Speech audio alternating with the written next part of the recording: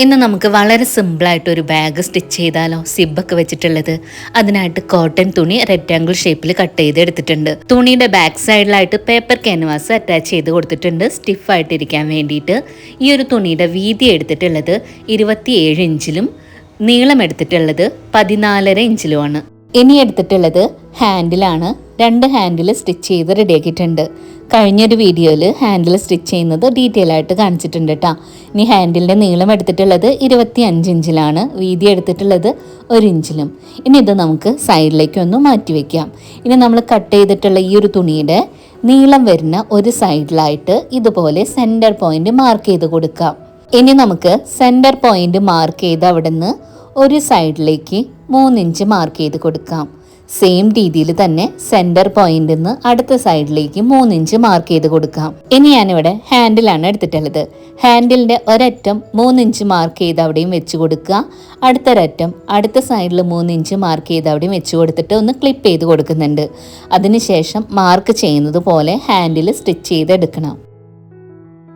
ഇതേ സെയിം രീതിയിൽ തന്നെ നമുക്ക് അടുത്ത സൈഡിലും ഹാൻഡിൽ വെച്ച് കൊടുക്കാം. അവിടെയും നമുക്ക് സ്റ്റിച്ച് ചെയ്തെടുക്കാം. അപ്പോൾ അങ്ങനെ 2 ഹാൻഡിലും സ്റ്റിച്ച് ചെയ്ത് റെഡിയാക്കിയിട്ടുണ്ട്. ഇനി മെയിൻ ഫാബ്രിക്കിൻ്റെ താഴെയായിട്ട് ലൈനിങ്ങിൻ്റെ തുണി എടുത്തിട്ടുണ്ട്, സെയിം അളവിൽ തന്നെ. ഇനി ഇതേ രീതിക്ക് ഒന്ന് വെച്ച് കൊടുത്തിട്ട് നമുക്ക് 4 അരിക് ഭാഗം ഒന്ന് സ്റ്റിച്ച് ചെയ്തെടുക്കാം. അപ്പം മെയിൻ ഫാബ്രിക്കിൽ ലൈനിങ് തുണി സ്റ്റിച്ച് ചെയ്ത് എടുത്തിട്ടുണ്ട് കേട്ടോ.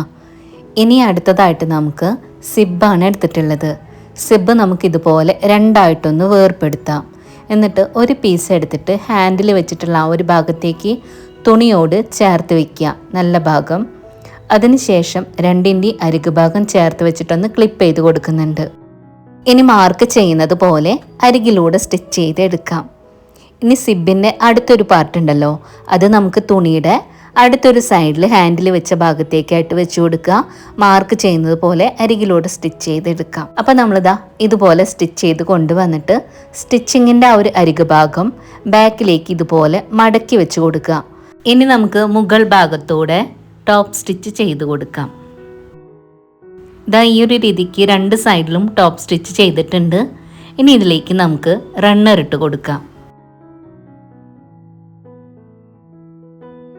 അപ്പോൾ ഇവിടെ റണ്ണർ ഇട്ടിട്ടുണ്ട്.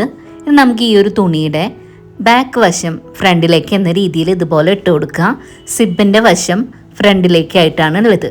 ഇനി താഴത്തെ 2 കോർണർ ഭാഗത്തും 1.5 ഇഞ്ച് വെച്ചിട്ട് ഇതുപോലെ മാർക്ക് ചെയ്യാം. അതിനുശേഷം അവിടെ ഒരു ലൈൻ മാർക്ക് ചെയ്ത് കൊടുക്കണം. ഇനി നമുക്ക് ലൈൻ മാർക്ക് ചെയ്തിട്ടുള്ള ആ ഒരു ഭാഗം ഇതുപോലെ താഴേന്ന് ആ ലൈനിലേക്ക് ഇതുപോലെ ഒന്ന് മടക്കി കൊടുക്കാം. അതിനുശേഷം പിൻ ചെയ്ത് കൊടുക്കുന്നുണ്ട്, താഴത്തെ ഭാഗത്തും 2 സൈഡ് ഭാഗത്തുമായിട്ട്. ഇനി നമുക്ക് മാർക്ക് ചെയ്യുന്നത് പോലെ 2 സൈഡ് ഭാഗങ്ങളൊന്ന് സ്റ്റിച്ച് ചെയ്തെടുക്കാം. അപ്പോൾ ഇവിടെ നമ്മളിതാ ഇതുപോലെയാണ് കേട്ടോ സ്റ്റിച്ച് ചെയ്തെടുത്തിട്ടുള്ളത്. ഇനി സിബ് ഓപ്പൺ ആക്കിയിട്ട് ഈ ഒരു ബാഗ് നമുക്ക് നല്ല വശത്തേക്കായിട്ട് ഇട്ട് കൊടുക്കാം. വളരെ സിമ്പിളായിട്ട് തുടക്കക്കാർക്ക് കൂടെ ചെയ്യാൻ പറ്റിയ നല്ലൊരു ബാഗാണ് കേട്ടത്. അപ്പോൾ ഒന്ന് ട്രൈ ചെയ്ത് നോക്കൂ, നിങ്ങൾക്ക് തീർച്ചയായും ഇഷ്ടപ്പെടും. അപ്പോൾ ഈ ഒരു വീഡിയോ ഇഷ്ടമായെങ്കിൽ ഒന്ന് ലൈക്ക് ചെയ്യുക, നിങ്ങളുടെ ഫ്രണ്ട്സിനെ ഒന്ന് ഷെയർ ചെയ്ത് കൊടുക്കുക. അതുപോലെ ഈ വീഡിയോ ഒന്ന് ഹൈപ്പ് ചെയ്ത് സപ്പോർട്ട് ചെയ്യുക.